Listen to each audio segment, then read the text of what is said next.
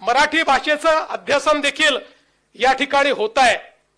मराठी भाषा जी देशातली एक अतिशय प्राचीन भाषा आहे।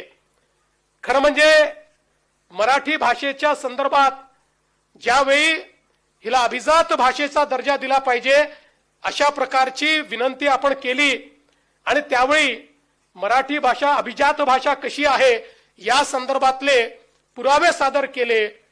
त्यावेळी असं लक्षात आलं की या देशातल्या अतिप्राचीन भाषांपैकी एक मराठी भाषा आहे, ज्याचे इतके पुरावे हे आपल्याला मिळाले आणि देशाच्या प्रधानमंत्री महोदयांनी, मोदीजींनी आपली मागणी स्वीकारली आणि आपल्या मराठीला अभिजात भाषेचा दर्जा त्या ठिकाणी दिला। मराठी नेहमीच अभिजात होती, पण शेवटी कधीतरी त्याला राजाश्रय हा मिळणं देखील गरजेचं असतं आणि त्याच्यावर राजमुद्रा लागणं देखील गरजेचं असतं। ते अभिजात भाषेच्या दर्जामुळे या ठिकाणी लागलं आणि आपल्या सर्वांकरता ही अतिशय अभिमानाची गोष्ट झाली।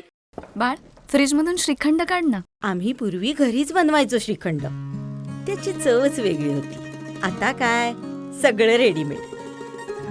आजी, हे श्रीखंड खाऊन बघ।